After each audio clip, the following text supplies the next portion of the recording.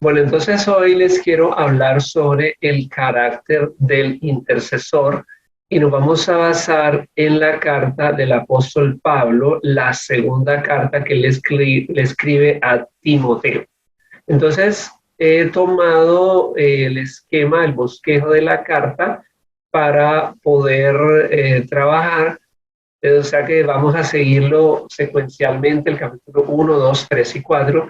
Sabemos que la segunda carta de Timoteo tiene 4 capítulos y a cada, digamos, sección de esta carta le voy a ir dando una característica, ya que estamos hablando del carácter que debemos tener como intercesores. Entonces dice la segunda de Timoteo, capítulo 1, versículo 3, dice el apóstol Pablo a Timoteo: por las cartas sabemos que tanto Timoteo como Tito eran jóvenes, y eso lo dice en la primera Timoteo 4, ninguno tenga en poco tu juventud, sino sé ejemplo de los creyentes en tu forma de hablar, tu forma de comportarte, en tu amor, etcétera. También le dice a Tito, en la enseñanza y a los jóvenes mostrando, siendo ejemplo en todo. Eso me parece interesante ver cómo Pablo, que era un apóstol, era un maestro, era un anciano en la iglesia, sin embargo, sus, digamos, líderes para llevar adelante la obra, él se apoyaba mucho en los jóvenes y él confiaba mucho en jóvenes que tuvieran esta energía, pero también esta integridad. Es interesante ese aspecto. No significa que las personas mayores no lo puedan hacer, pues de hecho estamos hablando de Pablo como un anciano y recordamos lo que dice el libro de Proverbios, que la belleza de los ancianos son sus canas, es su experiencia, y la de los jóvenes es su fuerza. Entonces, si combinamos experiencia y fuerza, vamos a llegar más lejos. Y creo que ese era el modelo de la iglesia original y debe seguir siendo el modelo de nuestra iglesia hoy en día. Necesitamos la fuerza de los jóvenes, pero necesitamos la experiencia y el conocimiento de los mayores. Entonces le dice él: doy gracias a Dios, al cual sirvo desde mis ancestros, desde mis mayores, con limpia conciencia, de que sin cesar me acuerdo de ti en mis oraciones noche y día. Al leer las cartas del apóstol Pablo, si algo resalta en él es la integridad. O sea, Pablo, más que cualquier otra cosa, se apegaba al modelo original de Jesús, de que si nosotros no ejemplificamos la enseñanza, somos maestros ciegos y guías de ciegos. Entonces, lo primero es que lo que usted va a enseñar debe vivirlo, ¿sí? Y es una de las cosas en las cuales Pablo enfatiza y enfatiza la limpia conciencia, la integridad, el testimonio, y creo que es un buen punto para comenzar en esta mañana. Y sigue diciendo: deseando verte al acordarme de tus lágrimas, para llenarme de alegría, de gozo, trayendo a la memoria la fe no fingida que hay en ti. Vemos esta huella digital allí, ¿cierto? Sirvo con limpia conciencia yo desde mis ancestros. O sea que Pablo hablaba de que también seguramente su padre, su abuelo, habían sido personas, bueno, él era fariseo. Recordamos que los fariseos se ufanaban de ese seguimiento a la ley, ese apego estricto a la pureza de la ley, eran los puristas. Y bueno, aunque en algunas ocasiones Jesús llamó a algunos de ellos hipócritas, no deberíamos pensar de que todos lo eran, ¿cierto? Y en el caso de Pablo y su familia, como en el caso de Timoteo y su familia, eran personas que tenían limpia conciencia en su manera de servir a Dios. Y como le dice Pablo, recuerdo esa fe no fingida que hay en ti. Entonces, al pensar en el carácter de nosotros como intercesores, debemos recordar que sirvamos a Dios con limpia conciencia, o sea, sin doblez, sin hipocresías, sin artimañas, sin vidas ocultas, sin pecados ocultos, sin situaciones escondidas. Eso es hermoso, es muy agradable delante de Dios y es lo que impacta realmente al mundo. Y debido a eso, entonces es interesante ver que, bueno, qué bueno que podamos tener esa limpia conciencia, esa fe no fingida, pero esa fe, aún siendo así, debe ser avivada, ¿cierto? Entonces tenemos el ejemplo del fuego, del don de Dios que está en ti, y ese fuego que el Espíritu Santo trae, que Jesús prometió a su iglesia, que empoderó a la iglesia para cumplir una misión impresionante en el siglo primero, un siglo de muchas amenazas para la iglesia. Y sin embargo, ver cómo 11 hombres se enfrentan a un imperio, como el imperio romano, una fuerza omnipresente, todopoderosa, y logran en el lapso de unos siglos, ¿cierto? De 2, 3 siglos, trastocar todo y llegar incluso a gobernar al imperio. Entonces, esto no nos debe alejar del hecho de que fue una obra sobrenatural. Y yo quiero hoy en día, aunque estamos utilizando estas tecnologías, que pensemos en lo que la Biblia nos plantea, el poder de los principios. Y en eso es que nos vamos a enfocar para que no perdamos la confianza, porque muchas veces escuchamos malas noticias, cómo está el mundo, y podemos desalentarnos, pero pensemos en el comienzo de nuestra historia. Si esos cristianos sin televisión, sin internet, sin equipos de sonido, sin Biblias impresas, sin tratados, sin nada, porque no tenían ni siquiera un templo propio, pudieron derrotar a una fuerza tan omnipresente y poderosa como el Imperio Romano, que ningún otro gobierno o imperio pudo enfrentarse a él. Entonces nosotros lo podemos hacer. El fuego del Espíritu de Dios. Y qué bueno que tengamos esa pasión. El libro de Hechos nos habla del denuedo. Dice que cuando los cristianos oraban, tenían denuedo. Eso es pasión. Entonces necesitamos avivar esa pasión. El Espíritu de Dios que está en nosotros, qué bueno que partamos de una limpia conciencia, pero que sea avivada, o sea, que nuestra pasión por Cristo se despierte y querramos predicar y llevar ese mensaje. Dice, porque Dios no nos da espíritu de cobardía, sino de poder, de amor y de dominio propio. Me llama mucho la atención cuando estudiaba este texto en el griego, que esa palabra dominio propio también es disciplina, sofronismos, ¿cierto? Disciplina. Y necesitamos disciplina para esta tarea, y más adelante cuando hablemos del soldado de Cristo, entonces vamos a pensar que el fuego de Dios no nos deja caer en vergüenza, no nos amilanamos ante las crisis, sino que crecemos con ellas. Entonces, ese Espíritu de Dios que avivamos hoy en usted y en mí, le da el poder, el dinamos, le da el amor y le da la disciplina que necesitamos para programar, para enfrentar todas estas amenazas del reino de las tinieblas.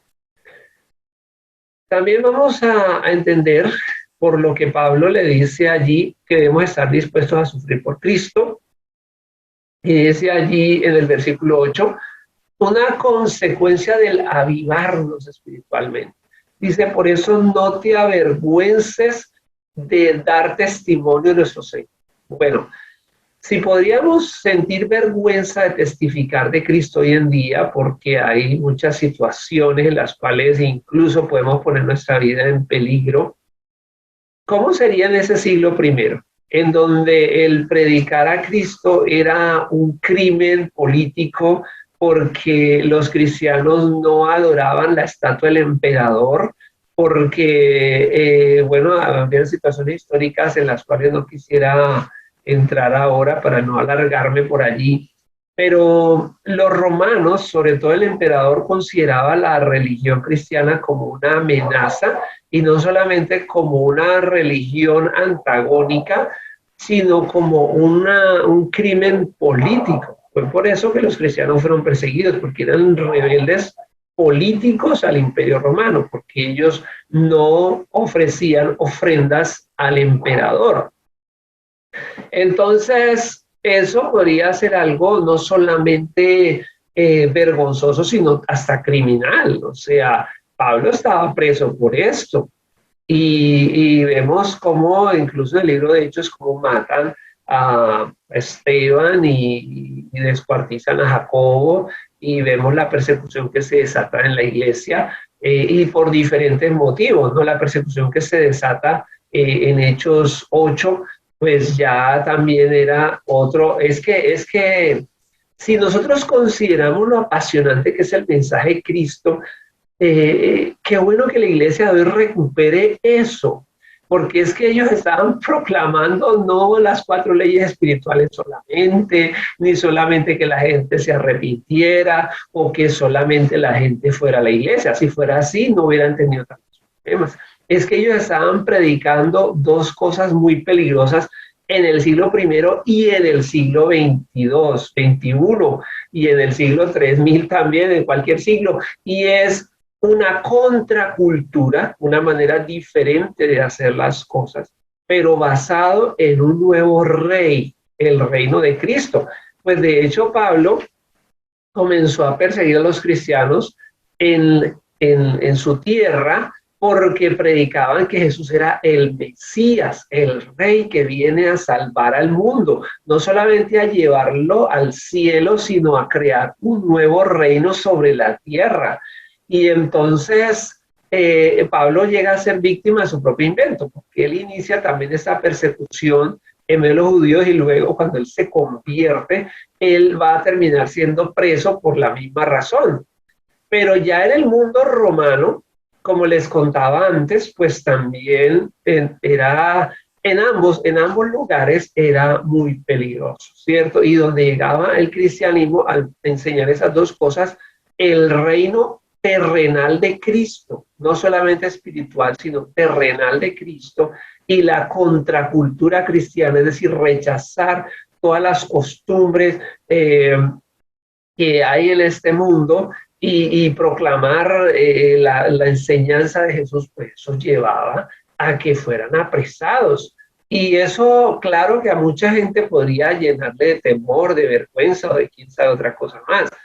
Pero nosotros, los verdaderos adalides de Cristo, debemos tener esa visión, ese enfoque de establecer el reino, de nuestro Señor en la tierra. Y entonces no nos avergonzamos, ni nos avergonzamos de personas que como él, como Pablo. Incluso hoy en día sabemos que hay grandes persecuciones a los cristianos en muchos países, en países árabes, incluso en el mismo África, en donde está también el Islam, en Corea del Norte, en la misma China. Entonces no deberíamos avergonzarnos de esos que sufren por predicar el evangelio, sino que también deberíamos de tomar nuestra parte. Es tremenda esa invitación que le hago yo hoy en día, replicando a Pablo. Tome su parte de esas aflicciones, o sea, predique la palabra, y si lo van a sacar bueno, de pronto por acá no sé si le tiren piedras, pero a lo mejor puede ser que lo saquen de un grupo, o a lo mejor que lo critiquen en el Facebook, o bueno, cosas a la larga no tan mortales, ¿cierto? Pero a veces ni siquiera por eso nos arriesgamos, pero qué bueno que podamos recuperar esa esencia. Estamos trayendo un reino y una contracultura que no se quedó en el cielo, sino que baja a la tierra por cada predicación que damos. Entonces, en el carácter nuestro debemos seguir el modelo original. Y así es como Pablo le dice a Timoteo: retén la forma, el modelo de las sanas palabras. Vuelve y subraya, porque para Pablo, si algo era importante, si algo le daba poder a su predicación, era la convicción de que lo que se está enseñando es la verdad, y como eso es la verdad, entonces se vive de acuerdo a eso. Entonces no se tienen artimañas, no se, como le dice en la segunda de Corintios capítulo 4, Y si antes nosotros renunciamos a lo oculto y a lo vergonzoso, no adulterando la palabra de Dios, sino que exponemos con la verdad, con fuerza, ¿sí? Entonces la verdad convence, pero esa verdad convence cuando está acompañada de un testimonio. Vemos que la iglesia original no tenía ninguna de estas tecnologías, como les decía, ni siquiera una Biblia, porque las Biblias ya van apareciendo como del siglo IV. Entonces era la palabra, pero sí tenían algo muy poderoso que tal vez la iglesia de hoy necesita recuperar y necesita pensar. Y es que su principal argumento de convicción era el testimonio personal. Y eso no lo va a cambiar. O sea, yo puedo tener el edificio más grande, puedo tener los presupuestos más grandes, puedo tener la tecnología de punta, puedo tener los asesores, puedo tener todo lo mejor que nos ha traído la modernidad. Pero si soy un pastor sin testimonio y si se descubren mis pecados delante de la gente, entonces todo se va a acabar. Entonces, mire lo poderoso e irreemplazable que es el testimonio. Y ese es el modelo original que tenemos que seguir. O sea, qué bueno tener estos aparatos, qué bueno tener esas tecnologías, ¿cierto? Qué bueno. Pero más potente que todas esas tecnologías es una vida de integridad. Y ese es el modelo que hay que retener.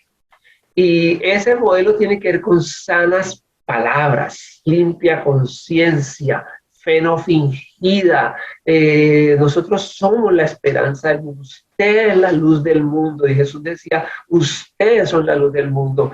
El mundo está en oscuridad. Pero si nosotros hacemos de cada lugar un lugar mejor, si actuamos de acuerdo a la doctrina de Cristo, somos personas de sacrificio, de un amor verdadero, no traicionamos a nuestros semejantes, somos personas confiables, con cada acto de amor, de integridad, de bondad, de justicia, vamos trayendo esperanza para el mundo y las personas van a decir, qué interesante lo que usted acaba de hacer. Yo no esperaba que usted hiciera eso, pero muchas gracias. Entonces, cuando nosotros hacemos eso, realmente hacemos brillar la verdad de Dios y traemos luz y esperanza al mundo. Y ese es el llamado que deberíamos recuperar y tener como carácter de nuestro modelo de intercesión. Entonces, básicamente ahí les estaba mencionando lo que nos muestra el capítulo 1 y ahí estarían las características. Ya con el capítulo 2, Pablo nos habla y le habla a este lugarteniente, a Timoteo, que hay que transmitir la visión. Entonces, es interesante porque ese capítulo 2, ya el capítulo 1 se va a enfocar en mí. ¿Qué hago yo? Soy íntegro, soy sincero, creo en lo que estoy enseñando, estoy tratando de manipular a estas personas para mi beneficio personal, estoy enseñando cosas, pero luego no las estoy aplicando, estoy viviendo una doble vida. Entonces, el capítulo 1 se enfoca en mí. Realmente esto yo lo creo, realmente esto yo lo vivo. Pero el capítulo 2, después de que hemos respondido, sí, yo creo en esto y vivo en consecuencia. Entonces, del capítulo 2, ya la visión es, bueno, ya que lo creo y ya que lo vivo, lo voy a transmitir a otros. Lo voy a compartir a otros. Pero no porque estoy tratando de manipular o solamente porque quiero tener una iglesia grande o un ministerio grande o ser reconocido. Eso son cosas buenas, pero no es lo más importante. Lo estoy haciendo porque soy un convencido de esto y entonces debo tener ahora la técnica y la táctica para lograr que esa visión se transmita, lo que es verdadero. Y entonces Pablo dice, lo que has oído de mí ante muchos testigos, esto encarga a hombres fieles que sean idóneos para enseñar también a otros. Y si tiene su Biblia allí, yo le recomiendo para que luego lo reflexione en las palabras que le estoy diciendo. Puede subrayar donde dice, encarga a hombres fieles y vamos a parar allí. Nuevamente, esto va al capítulo 1. Entonces necesitamos crecer, necesitamos avanzar, pero necesitamos avanzar con gente confiable, con gente íntegra, con personas de testimonio. O sea, avanzar rápidamente con personas que no tienen testimonio puede ser un avance ahora, pero más adelante será un retroceso. Entonces no queremos avanzar para luego tener que retroceder. Entonces, para no hacer eso, necesitamos fijarnos en que las personas a las que vamos a transmitir esa visión sean personas de testimonio, sean personas fieles, sean personas que crean lo que enseñan y que vivan en consecuencia. Lo siguiente es que también deben ser idóneas, porque idóneas para transmitir es enseñar a otros. Y porque tal vez podemos tener personas que puedan ser fieles, que puedan ser modelos de vida, y gloria a Dios por esas personas, pero a lo mejor no tengan el don de la enseñanza. Entonces, bueno, ellos pueden servir, tal vez el Señor les ha dado otro don en particular, y gloria a Dios por esas personas que son fieles, aunque no sean buenos maestros. Pero en este caso, ya pensando en esa visión expansiva, y vemos que Pablo tenía una gran ambición de conquistar al imperio romano con el mensaje de Cristo, como al final la iglesia lo logra hacer y la historia nos da prueba de eso.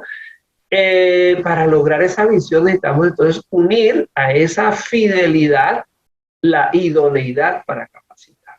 Y así es como la visión puede correr, ¿cierto?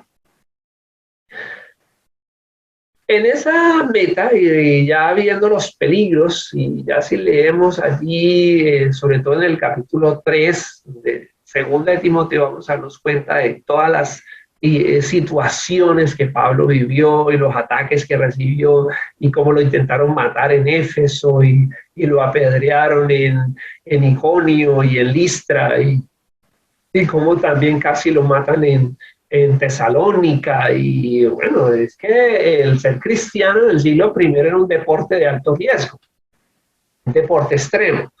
Entonces, aquí él le va a decir a Timoteo, y nos dice a nosotros, que esté dispuesto a soportar los ataques.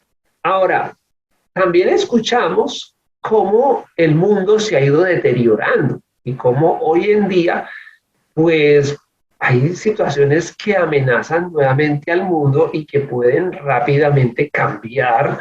Vemos en el tema político, vemos en la parte educativa, vemos en la parte publicitaria, ¿sí? Cómo el mundo se ha ido deteriorando, ¿cierto? Por ejemplo, en este año es curioso que ya la mayoría de las marcas que nosotros conocemos, marcas comerciales importantes, están unidas al orgullo gay, ¿cierto? Y entonces esto era algo que de pronto hace algunos años era algo extraño. Entonces ya las marcas están identificándose con una tendencia sexual que bíblicamente es reprochable. Y entonces eso ya comienza, si somos personas que tenemos esa convicción, ese amor por Dios, pues eso no dejará de molestarnos, porque pues lo que antes era una situación que las personas practicaban a escondidas y vivían sus vidas pues como les daba la gana, pero no era algo público, ahora ya se ha vuelto algo así, y vemos como grandes compañías de películas y todo esto ya tienen una línea totalmente a promover la homosexualidad, el lesbianismo, todo esto. Entonces, ya allí vamos a encontrar un punto en el cual, tarde que temprano, la iglesia va a entrar en punto de colisión con él. Y tendríamos dos opciones, o sea, una opción es quedarnos callados y bueno, de decir que eso no nos interesa. Y lo otro es que prediquemos, como dijo Jesús, ir y hacer discípulos en todas las naciones e enseñando todo lo que yo les he mandado. Y la palabra del Señor también nos habla efectivamente que esas son prácticas que son condenables. Entonces, y que además de ser condenables, pues es llamar a los pecadores al arrepentimiento, o sea, no solamente mandar a personas al infierno, sino decirles que deben arrepentirse y darle la oportunidad en Dios de que busquen una nueva vida, pero en ningún sentido aprobar este tipo de cosas. Entonces, ¿qué viene aquí? Que necesitamos esforzarnos en la gracia y esforzarnos para sufrir penalidades como buenos soldados de Jesucristo. Pablo predicaba el mensaje completo y a él lo atacaban porque él decía todo el consejo de Dios. Entonces nosotros no estamos solamente para predicar partes del Evangelio y siempre hablar del Salmo 23 y las parábolas de Jesús y el buen samaritano. Claro que eso no tenemos que enseñar, todo eso lo vamos a enseñar, pero también necesitamos hablar de todo lo que Dios, con lo que Dios está de acuerdo y con lo que Dios no está de acuerdo. Y entonces necesitamos ver lo que es un soldado de Cristo. De hecho, Pablo había sido un militar romano y él tenía la doble nacionalidad, la judía y la romana, y él sabía muy bien de lo que estaban hablando. Entonces, nos está invitando a sufrir penalidades. Pronto usted puede tener desafíos económicos, puede sentir que se queda sin aire, que está asfixiando, que está aterrorizado, puede ser incluso una enfermedad, una situación en casa, con un hijo, con un familiar, una discordia. A veces queremos servir al Señor y surge un problema tremendo y cosas que como que uno dice, no puedo, no puedo, pero los soldados tienen que correr y batallar con lo que hay, ¿cierto? Prepárate para lo mejor. Prepárate para lo peor, espera lo mejor, reciba lo que te llegue. Entonces tienes que prepararte para lo peor, tienes que esperar lo mejor, pero también recibir lo que llegue. O sea, hay que avanzar con lo que se tiene, ¿cierto? Me gusta una frase que dice, esta vida no es todo lo que quiero, pero es lo único que tengo. Entonces, hay que trabajar con lo que se tiene. Y en medio de la oposición, tal vez las situaciones no son lo mejor, tal vez no nos han salido las cosas como queremos, pero el soldado tiene que recomponer la estrategia. Tenemos que recomponer la estrategia y tenemos que avanzar en medio de esas oposiciones, de esos ataques. Y bueno, hay situaciones terribles, pero sufre penalidades, ¿cierto? Como un buen soldado de Cristo, porque eres un soldado del Señor y Él te va a recompensar. Eso lo dice Pablo allí en el versículo 8, acuérdate de Jesucristo, descendiente del rey David, o sea, está hablando de la realeza de Cristo. Esto es un pensamiento que para Pablo está claro en sus diferentes partes, porque si algo lo motivaba a él era establecer ese reino.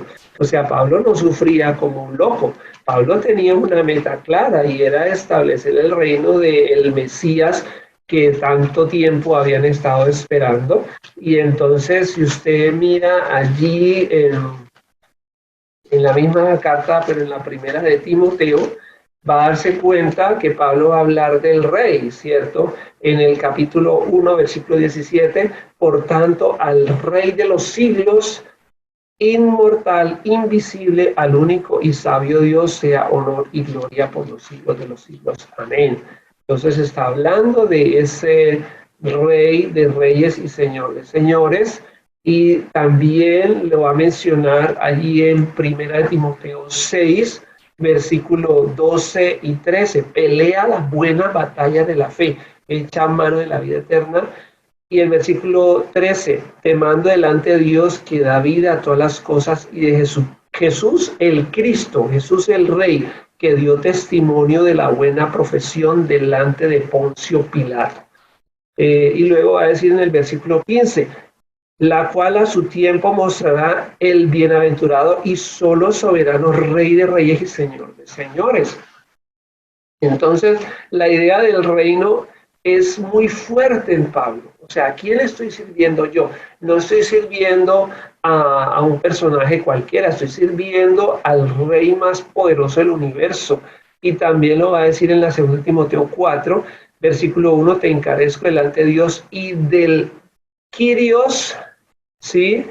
Jesús Mesías, o sea, el Señor, Rey y Dios Jesús, que juzgará a los vivos y a los muertos cuando vuelva en su reino, cuando se manifieste en su reino. Entonces, esa es una visión que tiene que estar clara en nosotros.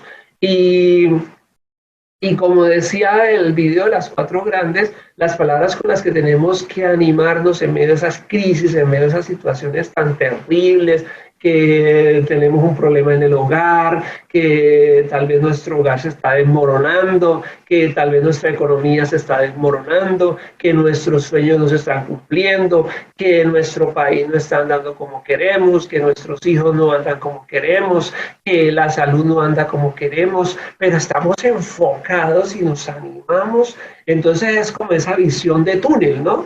Que mucha gente habla de momentos de crisis en donde solamente se ve una cosa y tenemos que tener esa visión solo del reino, ¿cierto? Yo estoy sirviendo al Rey de Reyes y Él me va a recompensar. Entonces yo voy a avanzar en medio de estas situaciones. Por eso Pablo dice, sufro penalidades hasta prisiones como si fuera un delincuente. Efectivamente, Pablo, antes de ser cristiano, era un príncipe de la élite judía con unos poderes extraordinarios, incluso militarmente, socialmente, educado a los pies de uno de los mejores rabinos, y se vuelve cristiano y entonces ahora va de cárcel en cárcel. Y él dice, pero no, la palabra de Dios no está presa. Entonces, qué interesante, el que estoy preso soy yo. Yo soy el que estoy preso, pero la palabra de Dios nunca va a ser apresada. Y él dice, yo todo lo sufro por amor de los escogidos, para que ellos también obtengan la salvación que es en Cristo Jesús con gloria eterna. Entonces, qué bueno que usted y yo nos podamos enfocar en que en medio de prisiones, de ataques, de críticas, de burlas, de menosprecio, de que las cosas no le salen bien, así como esos soldados debajo del agua, ¿cierto? Que tal vez ahí no se puede planificar para 5 años ni para 10 años, a duras penas para 1 minuto, pero usted lo puede lograr. Tenemos que activar el control, tenemos que tener la palabra de Dios, que es esa palabra de poder que nos dice, levántate y resplandece porque ha venido tu luz. Entonces tome esa palabra en su vida, disciplínese, enfóquese. Y dice allí también el que lucha como atleta no es coronado, sino lucha legítimamente. El labrador para participar de los frutos debe trabajar primero. Considera lo que digo y el Señor te dé entendimiento en todo. Entonces, el enfoque, estar enfocado, qué importante es que nosotros podamos estar mirando esa meta y viendo esa disciplina que necesitamos tener, ¿sí? Tengo otro testimonio para ustedes que me gusta mucho, quiero compartirlo. Y es de un atleta olímpico que por 12 años fue oro olímpico, o sea, fue oro olímpico en 3 olimpiadas. Y esto no es fácil de lograr, o sea, de hecho es algo bastante inusual, pero al hablar Pablo de la disciplina, ¿cierto? La disciplina. Entonces vamos a mirar la disciplina que usted y yo necesitamos, como dice aquí el apóstol Pablo, el atleta para ser coronado debe luchar con legitimidad. Vuelve y juega la idea de la integridad, ¿cierto? Entonces, para usted recibir el premio, debe estar siendo honesto. Necesitamos personas de testimonio. Necesitamos que el evangelio avance, pero que avance con gente de testimonio. Entonces, permítame un momento, quiero que tomen nota del atleta, porque Pablo nos da 3 ejemplos. No voy a meterme con el labrador hoy, pero sí quería enfocarme con el soldado y con el atleta, y vamos a ver un campeón olímpico y lo que nos dice sobre la disciplina que se requiere para hacer una hazaña de esto, de ser oro olímpico por 3 Olimpiadas.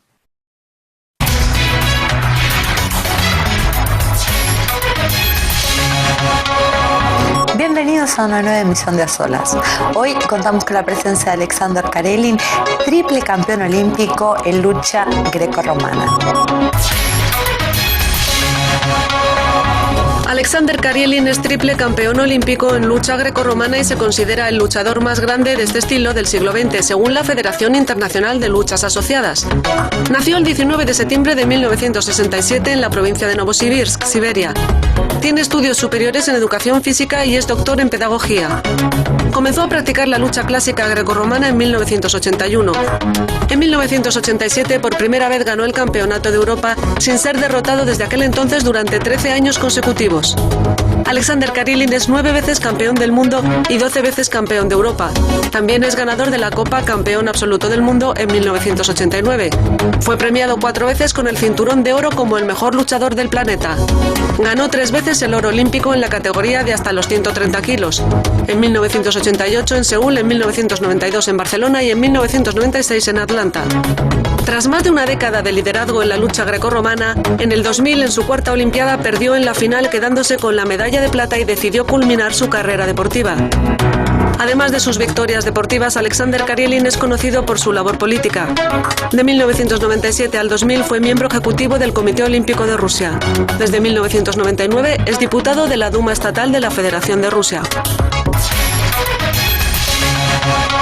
Muchas gracias por haber encontrado la oportunidad de venir aquí a hablar con nosotros. Gracias por invitarme. A menudo los deportistas dicen que el objetivo del deporte es superarse a sí mismo. Al menos es una frase que he oído muchas veces. Usted ahora, contando con la distancia que permite sacar conclusiones, ¿está de acuerdo con esta frase? En realidad la vida también es la superación de uno mismo. Por eso el deporte como una expresión reducida de la vida, más concentrada y tensa, y claro, que es la superación de uno mismo. Tiene un aspecto muy importante que se llama disciplina, que es la subordinación de todas las posibilidades al alcance de una meta. Por eso estoy de acuerdo con esta afirmación. Disciplina, es decir, se trata de aprender a ser disciplinado.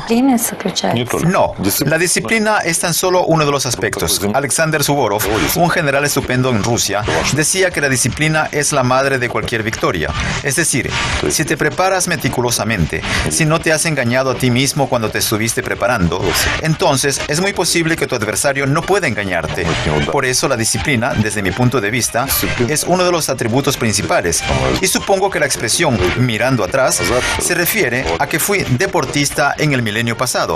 Así que desde la profundidad de los siglos puedo afirmar que la disciplina es una parte obligatoria de aquello que llamamos suerte y una parte necesaria para que te apoyen. Es algo muy importante. Pero, ¿qué es lo que hay que superar en uno mismo? La incredulidad y la pereza. La simple y maravillosa fuerza móvil de todos los procesos evolutivos.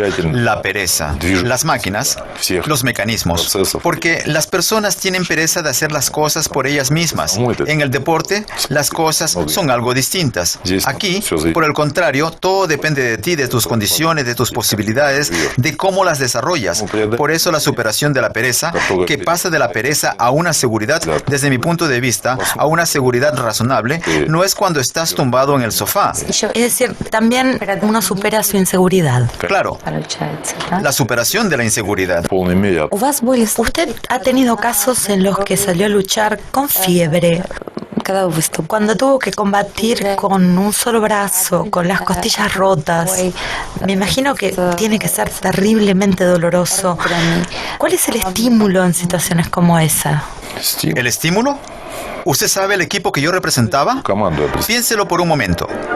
Yo representaba al equipo más fuerte del mundo porque hasta ahora en todo el planeta entrenan a luchadores con posibilidades de ganar y aquí hasta ahora entrenamos solo a ganadores y a campeones.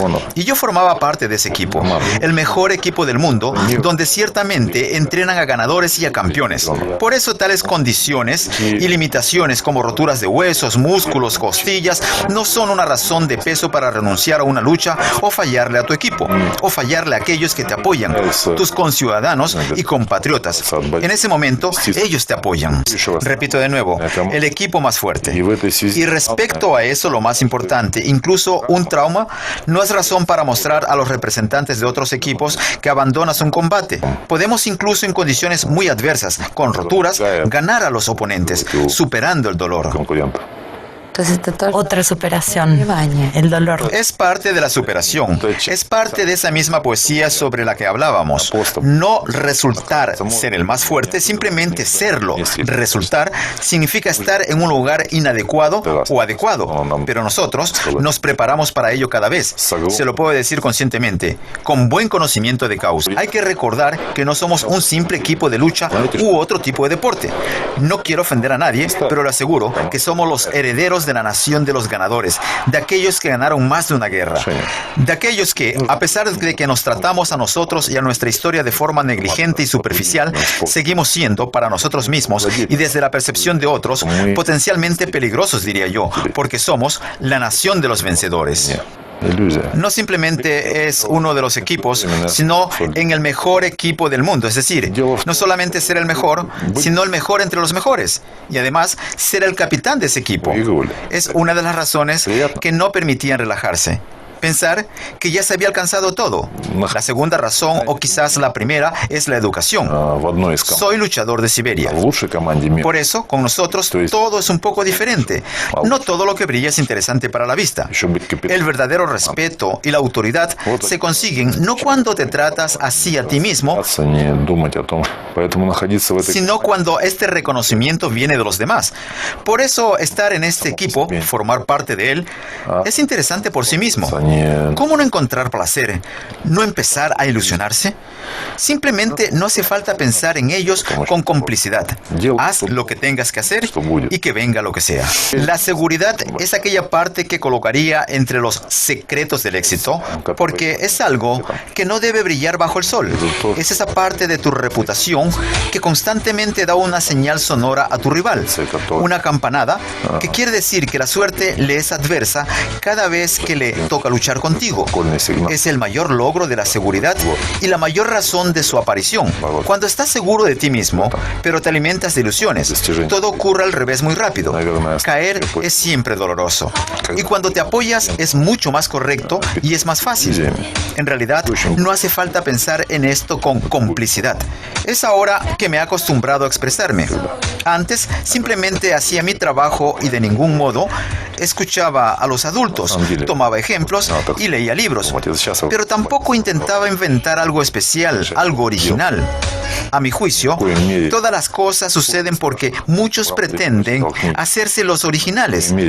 No solo se refiere a la lucha, al deporte en general, sino a la vida, en cualquier aspecto suyo.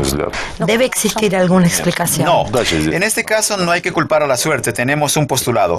Es un secreto, no lo diga nadie, ¿de acuerdo? Es muy simple. Si tú has ganado, han ganado todos los que están junto a ti, tu familia, tus padres, tu país, tu equipo. Y si has perdido, tu derrota es huérfana. Has perdido solo. Y listo.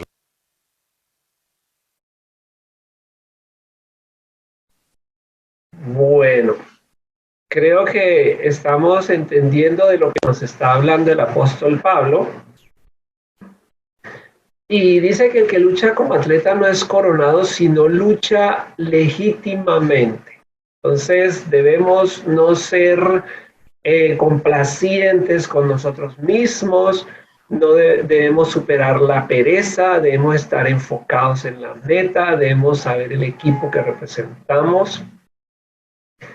La carta a los Hebreos en el capítulo 11 nos habla de los héroes de la fe, nos habla de un Abraham, Isaac, un Enoc, nos habla de Moisés, nos habla de David, nos habla de Jesús, nos habla de los profetas. y nosotros formamos parte de ese equipo. Entonces, pienso y le doy gracias a Dios por esta oportunidad que estamos entrenando solo a ganadores, solo a campeones. Sí, estamos entrenando a los mejores y por eso traumas, por eso problemas, por eso roturas de costillas, puede ser en un plano físico o espiritual, no son excusa para abandonar la carrera. Entonces, necesitamos estar enfocados, enfóquese en la victoria, no se enfoque en usted mismo. Eso era lo que hacía Pablo. Pablo, no vemos en sus cartas que él está escribiendo, lamentándose de su situación económica o de esta cosa, de aquella cosa. Entonces, enfoquémonos en la causa, enfoquémonos en el reino eterno de nuestro Señor. Pronto este mundo pasará.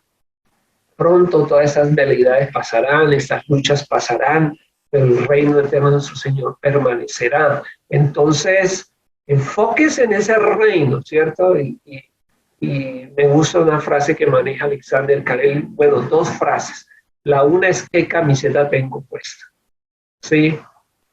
Y si entendemos de que en el reino de Dios hasta ahora solo se entrena a ganadores, entonces usted no puede perder. Eso sería una de las cosas, ¿cierto? Pero la siguiente es que no debemos tratar con displicencia nuestra historia. Y a veces no entendemos la historia, nuestra historia cristiana, y por eso me gusta tanto hablar de la historia, porque no debemos tratar nuestra historia con indiferencia. O sea, somos la gente que ha revolucionado el mundo, que ha traído cambios sociales, que ha creado naciones, que ha creado nuevos modelos económicos, políticos, sociales, nuevas instituciones, revoluciones en todos los ámbitos, y hoy en día una iglesia intrascendente, porque la iglesia se ha vuelto, tiene mucha gente que no suma ni resta, y eso no puede seguir siendo así. O sea, si en el principio habían 11, luego 120, y esos revolucionaban el mundo, la iglesia no puede seguir siendo más intrascendente, tiene que ser una iglesia relevante, pero para eso no debemos tratar con displicencia nuestra historia. Somos los herederos de aquellos que transformaron el mundo. Entonces debemos procurar con diligencia, como obreros aprobados por Dios. Procure hoy presentarse diligentemente. La diligencia tiene que ver con afán. Entonces, esto de estar presentándose a Dios de una manera correcta, como un trabajador que puede expandir el reino, que no se enfoca en sus propias situaciones, que no se enfoca en sus propios problemas, sino que se enfoca en el reino. La palabra del Señor dice que el que cuida de la higuera comerá de su fruto, y que el que mira por los intereses de su Señor recibirá honra. Si usted vigila atentamente por los intereses de su Señor, usted recibirá honra.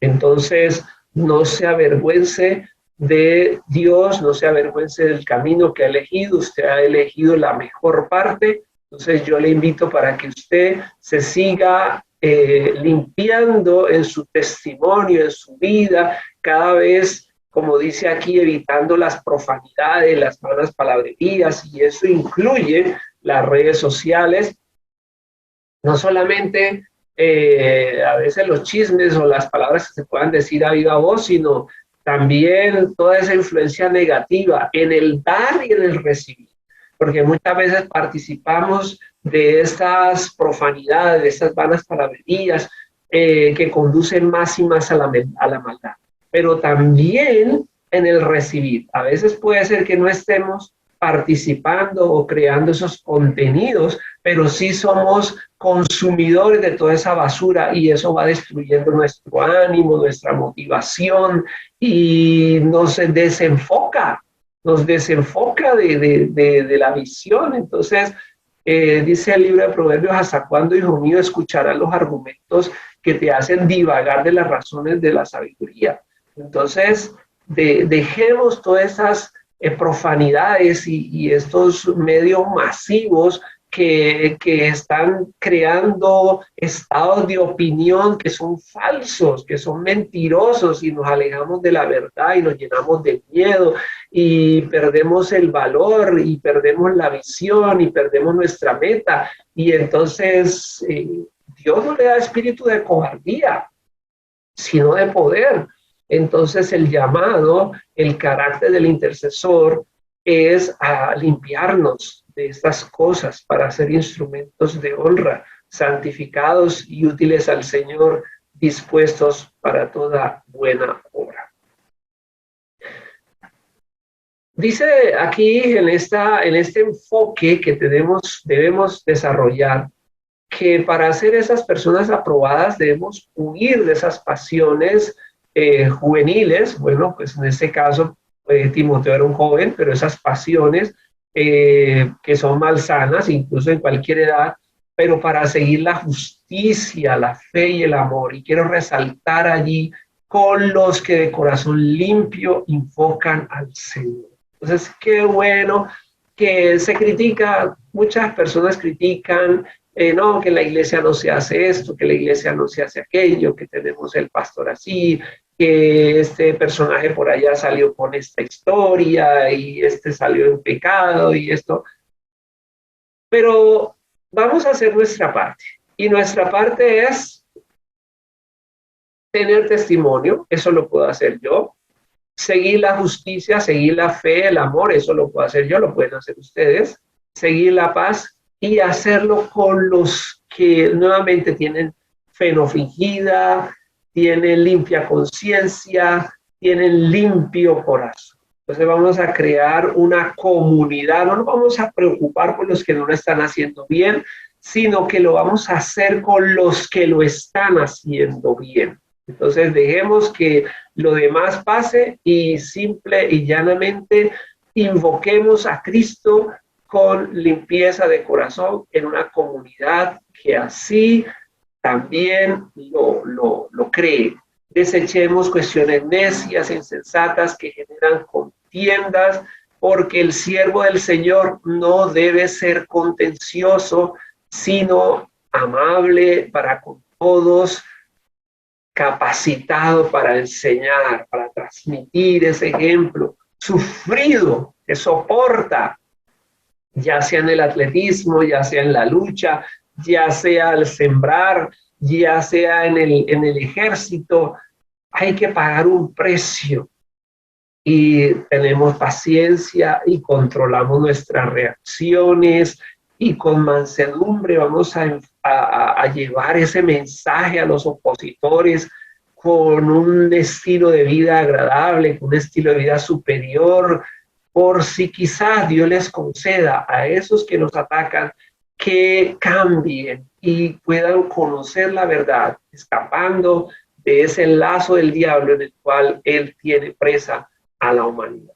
También tenemos allí, ya en el capítulo 3, entonces ya Pablo, bueno, como hemos estado mirando, entonces en el capítulo 1 nos enfocamos en nosotros. ¿Qué estoy haciendo? ¿Realmente creo en esto?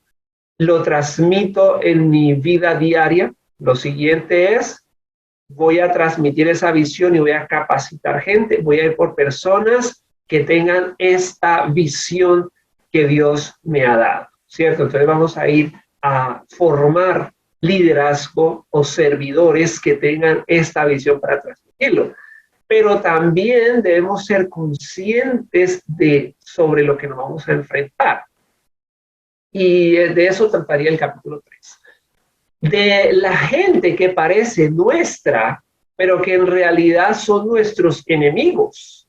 Y dice aquí, también debes saber esto, que en los postreros días vendrán tiempos peligrosos, porque habrá hombres amadores de sí mismos, avaros, vanagloriosos, o sea, orgullosos, soberbios, que hablan mal, que maldicen a Dios, que son desobedientes a los padres, que no muestran gratitud, que son malos, que no tienen ningún afecto natural, que no tienen compasión, que calumnian, que se dejan llevar por todos los vicios, que son personas crueles, que aborrecen todo lo bueno, que son traicioneros, son personas que no tienen control, son personas que aman más las cosas malas que Dios. Y uno se imagina, sí, el mundo está así. Pero cuando vemos lo que Pablo dice, nos damos cuenta de que no se refiere al mundo, se refiere a la gente religiosa, se puede referir a gente que incluso está dentro de la iglesia, porque esas personas tienen apariencia de ser buenos, pero están negando la eficacia de ella. Y me gusta simplemente como dice, a esas personas hay que evitar. Entonces, somos conscientes del mundo en el que estamos.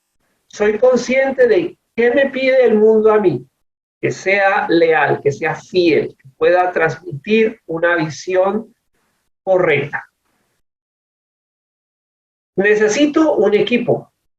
Entonces vamos a ir por personas que sean así como yo me he convencido de que debo ser honesto, entonces voy a formar a esas personas. Me enfoco en el reino eterno de Cristo, no en lo temporal. Entonces, esas situaciones que puedo vivir en mi economía, bajonazo, eso no me va a afectar, porque yo estoy enfocado en una visión y mi visión es que el reino se expanda. Afuera, ¿qué voy a encontrar? Voy a encontrar gente que en vez de sumar va a restar y que van a decir que son de los míos, que van a decir que son de los nuestros. Debemos ser conscientes de esta situación para que tampoco nos dé muy duro cuando nos demos cuenta de lo mal que se portan algunos que parecen ser cristianos.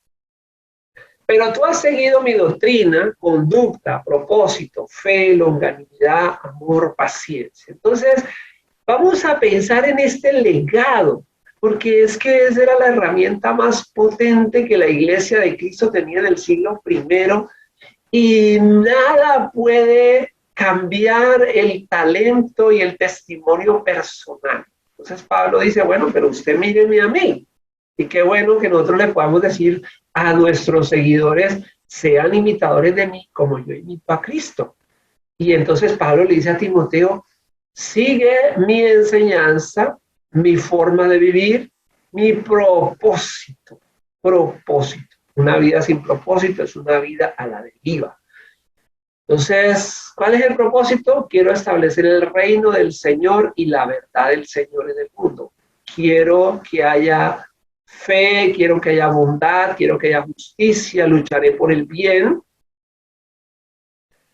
Longanimidad, esta es una palabra interesante, grandeza de ánimo para soportar grandes heridas. Entonces, Pablo mostraba esa capacidad de aguante y Timoteo fue consciente de eso. Amor, paciencia, persecuciones, padecimientos, y leeríamos ahí en el libro de Hechos todos esos padecimientos y persecuciones que le sobrevinieron a Pablo en diferentes ciudades, en Iconio, en Listra, persecuciones que he sufrido y de todas me ha librado el Señor. Entonces, todos los que quieren vivir piadosamente en Cristo Jesús sufrirán persecución, porque hay un choque de reinos, es reino contra reino, como lo dijo nuestro Señor, porque es una batalla de altares y nosotros tenemos que prepararnos, usted se tiene que preparar porque van a venir cosas así como en el pasado, van a venir fuertes ataques y tenemos que tener sabiduría para ganar esta batalla, porque el enemigo nos va a plantear y cada vez el enemigo nos plantea cara de una manera más fuerte, pero nosotros sabemos que la victoria, como dice y recordamos la palabra de Dios en Proverbios capítulo 24, dice el versículo 6, porque con ingenio harás la guerra y en la multitud de consejeros está la victoria. Podemos ganar. Hay grandes desafíos. La iglesia que está reunida en esta sala no será más una iglesia irrelevante. La iglesia, usted y yo, seremos gente relevante, seremos gente de cambio. agentes de transformación. ¿Y cómo lograremos traer la cultura del Rey de Reyes a este mundo que parece que cada vez la rechaza más? Pues aquí Salomón nos está diciendo algo. Hay que tener ingenio, hay que tener estrategia. Piense, pídale a Dios sabiduría. Para eso intercedemos también. Apele a Dios sabiduría. ¿Qué debemos hacer? ¿Cómo vamos a enfrentar esta situación? Pero también muchos consejeros, buenos consejos. Comenzar a analizar, orar, pedir la sabiduría a Dios y Él nos va a dar la respuesta. Entonces necesitamos todo un equipaje, necesitamos en nuestro espíritu, necesitamos avivamiento. En nuestra alma, una manera de ver la vida en que las emociones negativas, como llama el ejemplo de los soldados, sean, como quien dice, suprimidas. Quiero que mire algo en el libro de Hechos que nos complementa lo que Pablo dice acá. En Hechos capítulo 20, cuando él se despide de los ancianos que había formado ahí en Éfeso, del versículo 18 en adelante dice, cuando vinieron él les dijo, ustedes saben cómo me he comportado entre ustedes todo el tiempo desde el primer día que entré en Asia, sirviendo al Señor con toda humildad y con muchas lágrimas y pruebas que me han venido de los ataques de los judíos. Esta era una realidad, pero vamos más adelante y en el versículo, después de que él habla de todos esos ataques y todas estas cosas, dice el versículo 22, dice, ahora he aquí ligado en espíritu, voy a Jerusalén sin saber lo que allá me ha de acontecer. Pero es interesante la visión que Pablo tiene, y dice en el versículo 24, pero de ninguna cosa hago caso. O sea, usted lee todos esos ataques y él dice, yo no le pongo cuidado a nada de eso, ni estimo preciosa mi vida para mí mismo con tal de acabar mi carrera con alegría. Que ese camino, porque hay gente que va a terminar allá cristiana, pero la va a terminar frustrada, triste, porque se enfocó en que lo traicionaron, que lo dejaron solo, que lo persiguieron los mismos paisanos, los judíos, eran los paisanos de Pablo, y eran los correligionarios de él. Antes habían estado en la misma religión con él, y fueron los que peor le atacaron. Pero entonces él nos da una clave. Yo de ninguna cosa de esas me pego, ni estimo mi vida valiosa para mí, con tal de acabar mi carrera con alegría. Eso me parece interesante. Terminemos esa carrera con alegría, motivados. Y el ministerio que recibí del Señor para anunciar, para dar testimonio de las buenas noticias del Rey. Dios. Son buenas noticias las que llevamos y las llevaremos hasta el final. Entonces, en esa capacitación como soldados de Cristo, en esa formación que necesitamos en sabiduría y en justicia, entonces, en el componente espiritual, avivamiento, fuego del Espíritu Santo. En nuestra parte emocional, pues, no prestarle atención a traiciones, desavenencias, situaciones que nos han llegado, nada. En nuestra parte intelectual, como leímos en el Proverbio 24, estrategia, ¿cierto? Necesitamos visión, aprender muchos consejos, ver una historia, otra historia, cómo este le ganó al otro, cómo David le ganó a Goliat, cómo se libran batallas imposibles, cómo la iglesia del siglo I logró superar al Imperio Romano. En nuestra parte física, disciplina. Y les comentaba que un gran deportista decía que tu cuerpo siga a tu mente. Entonces ya tengo una visión de lo que quiero lograr, con costillas rotas, con traumas, con enfermedades, con crisis, con lo que sea. Tengo una meta y mi cuerpo va a seguir a mi mente, no a viceversa. No es mi mente siguiendo a mi cuerpo. ¿Cómo me siento? No me siento mal. Ay, hoy no quiero hacerlo. Hoy no quiero ir a la iglesia. Hoy no quiero orar. Hoy no quiero predicar. Hoy no voy a ser más cristiano. No, mi cuerpo va a seguir a mi mente. No tengo ganas, no quiero orar, no quiero interceder, no quiero ir a la iglesia, no le quiero hablar a nadie de Cristo, pero lo voy a hacer. Lo voy a hacer porque he decidido que eso es lo que quiero para mi vida. Y mi vida no estará sujeta a los altos y bajos de mis emociones. No estaré sujeto a los altos y bajos de la economía. No estará sujeta a los altos y bajos de las relaciones interpersonales. No estará sujeta a la opinión pública. No estará sujeta a los vientos políticos o económicos o culturales. No, es una decisión que he tomado y actuaré en consecuencia. Entonces, persiste, guerrero, y recuerda esa frase, la frase de hoy: estamos en una escuela que prepara solo a campeones. Aquí solo están los mejores, solo están los mejores, y aquí solo entrenamos a campeones y a ganadores, y usted es uno de ellos. Entonces, persiste en esto. Y tu manual de instrucciones es la Biblia. Y véase como un campeón. Así como este hombre era un luchador olímpico, usted es un luchador del espíritu. Y usted también es un peso pesado del espíritu. Entonces debe continuar esa meta para que pueda alcanzar esa salvación. Y siguiendo siempre ese manual que es la palabra.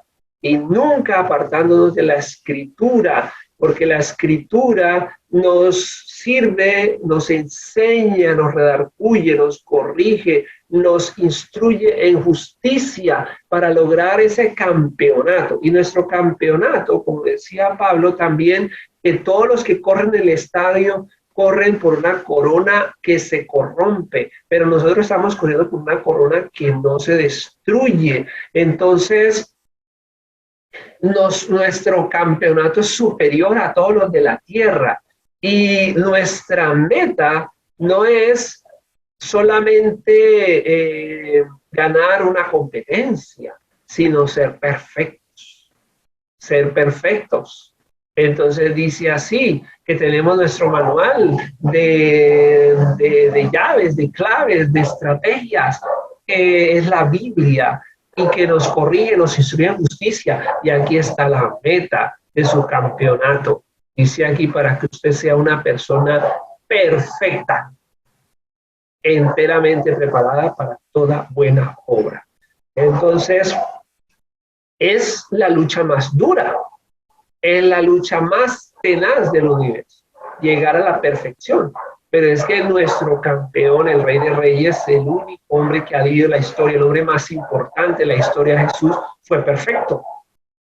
Entonces, nosotros cada día vamos a luchar contra la mediocridad, vamos a luchar contra la hipocresía, vamos a luchar contra la autocomplacencia, vamos a luchar contra la pereza, vamos a luchar contra la traición, y nada de eso nos va a desenfocar. Esa es su meta: ser perfecto, totalmente capacitado, ser el bien. El capítulo final ya es como la herencia de Pablo, es el legado, y es un desafío, y es poner a su discípulo y ponernos nosotros frente al trono de Cristo. ¿Por qué estamos aquí? ¿Qué es tan importante para nosotros estar hablando tanto de la vida? Y Pablo va a ponernos ya contra el trono de Dios, ya no más un tutelaje o una mentoría humana, sino delante de Dios. Y así quedamos delante de Él, y dice Él: te encarezco delante de Dios y del Señor Jesucristo, que juzgará a los vivos y a los muertos cuando venga en su reino. que prediques la palabra. Entonces, predicar la palabra, llevar ese mensaje, hay una urgencia. Es más, si aprendemos a leer, porque a veces vemos las malas noticias y nos cargamos, pero si las leemos al revés, que está subiendo los productos de la canasta familiar, que la gente se está quedando sin empleo, que la crisis en los colegios, que el mes del orgullo gay, que una cosa que otra. Cuando la leemos al revés, diremos cuánta necesidad hay en el mundo de este mensaje, cuánta necesidad tiene el mundo de esperanza.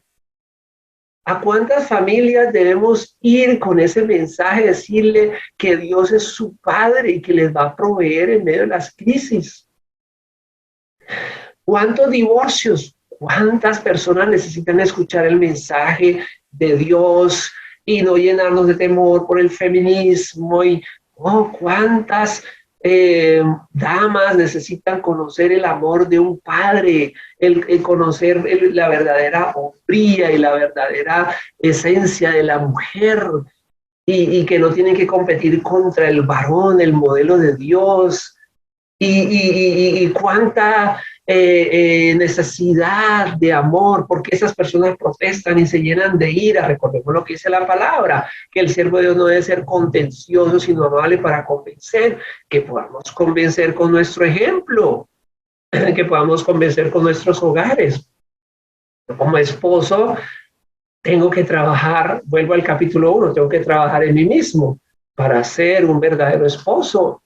Y que algún día mi esposa pueda decirle tal vez a una feminista, no, los hombres no son así, porque yo vivo con uno que es diferente. Yo como padre tengo una responsabilidad, y cuando mi hijo sale y habla con otros muchachos, él pueda decir, no, todos los padres no son malos, yo tengo un padre que es mi amigo. Entonces nos preocupamos por lo que pasa afuera, y ahora piense cada uno de ustedes como madre, como esposa, como hija, como mujer. Que el feminismo, que son nuestros enemigos, que estos, que los divorcios. Bueno, todo eso nos habla, leámoslo al revés, todo eso nos habla de un mundo quebrantado, de un mundo que necesita el diseño original. Entonces ellos no necesitan argumentos, ellos necesitan el ejemplo. Necesitan ver que sí hay gente diferente. Y predicamos con la palabra, y predicamos con la integridad, redarguyendo, reprendiendo, exhortando, con paciencia y doctrina. El mundo te necesita. Además, tenemos a los falsos maestros que engañan a la gente y que las llevan al camino de la perdición. Y esto que dijo Pablo en el siglo I se ha vuelto una realidad. Las personas hoy en día dejan el razonamiento, dejan la lógica, dejan los argumentos y se han vuelto a los mitos, se han vuelto a las fábulas, se han vuelto a los cuentos. Necesitamos volver a que la iglesia sea relevante en la universidad.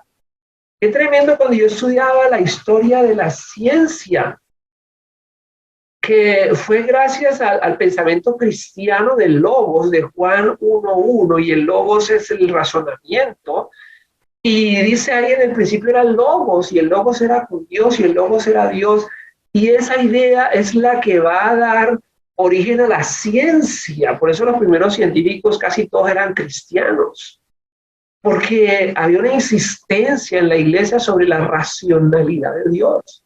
Pero hoy en día las personas han vuelto a no tener argumentos, a no ser gente que piensa.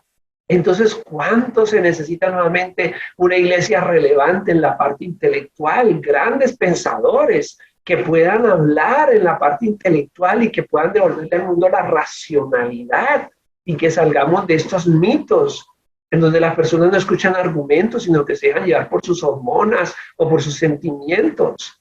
Necesitamos volver al Logos, a Juan 1:1. Necesitamos volver a ser relevantes en la política. Tremendo lo que yo leía acerca de la fundación de Estados Unidos de América. la primera democracia del mundo. Y como decía este historiador francés en 1833, que la iglesia, la religión era la primera institución política de una democracia. Claro, por eso se nos está cayendo la democracia aquí en Colombia, porque la iglesia se ha vuelto políticamente irrelevante.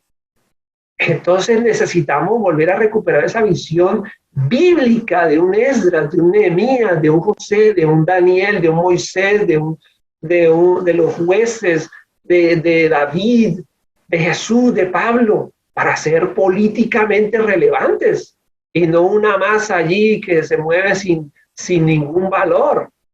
Somos la nación de los que hemos ganado más de una batalla. Nosotros pertenecemos al grupo de los que fundaron los Estados Unidos de América, Australia, las democracias, el sistema capitalista ético, la ciencia.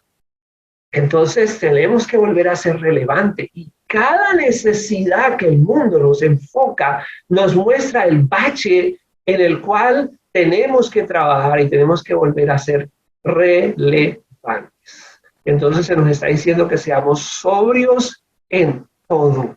Somos soldados de Cristo, debemos soportar las aflicciones, debemos hacer esa obra y dar las buenas noticias, debemos cumplir nuestro ministerio. Cumpla su tarea como intercesor, cumpla su tarea. Recordamos allí que cuando Elías se despedía de Eliseo y Elías iba en esos carros de fuego, Eliseo le grita una frase a su maestro y le dice: Padre mío, tú que has sido como un ejército para Israel.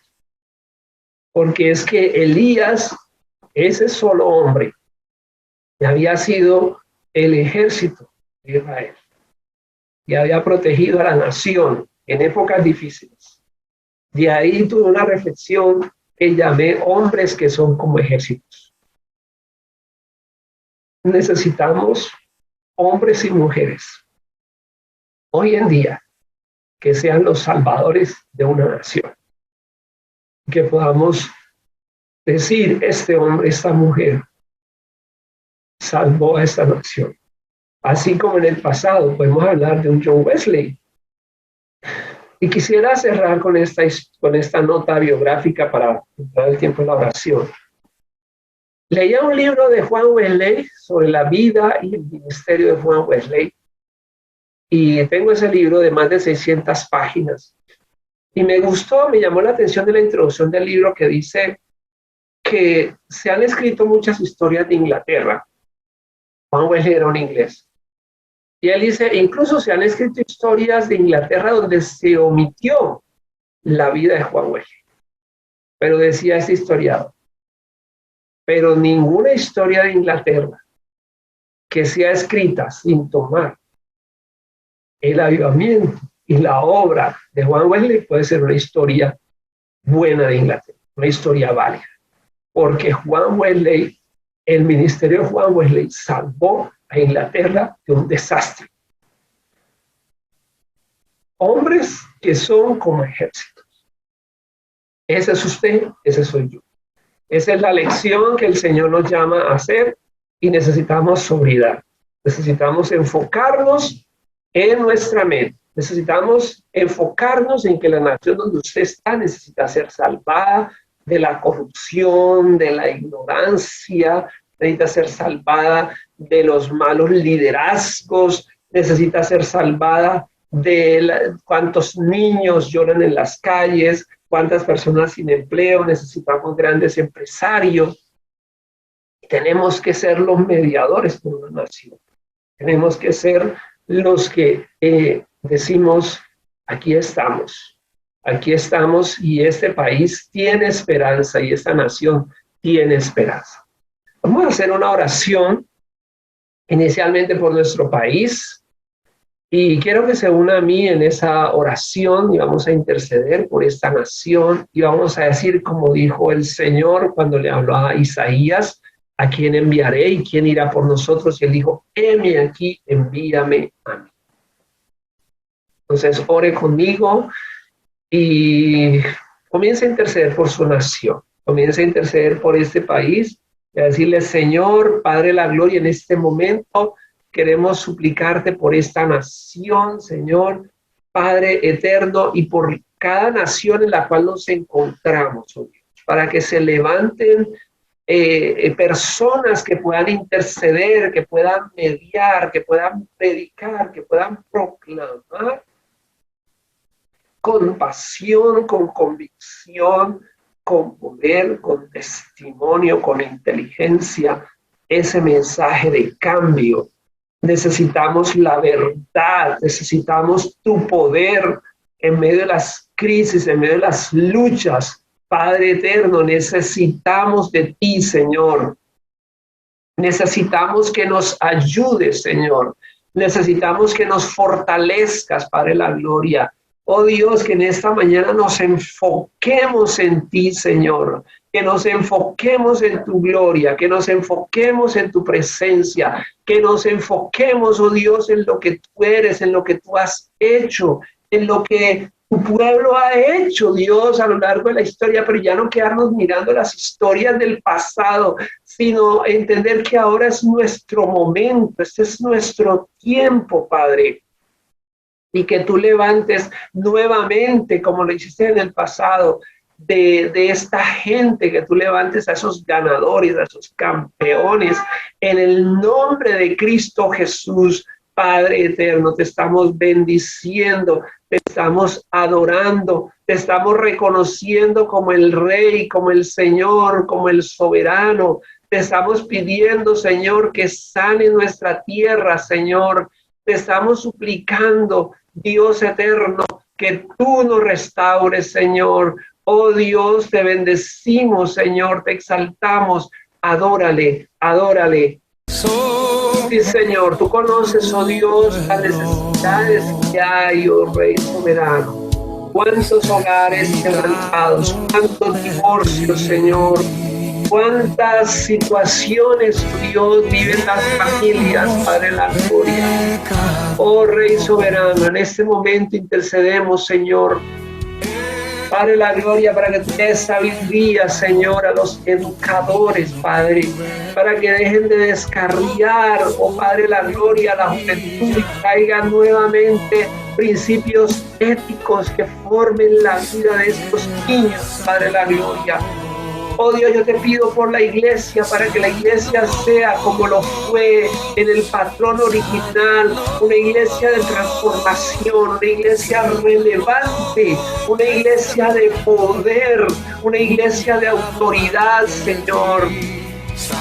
Así mismo te pido, Señor, por los líderes que gobiernan esta nación, para que podamos entender, Señor, que la democracia viene de la palabra, que nosotros debemos poner líderes, como dice tu palabra, sabios, que sean honestos, que aborrezcan la avaricia, Señor, y no toda esta corrupción que estamos viendo, Rey soberano.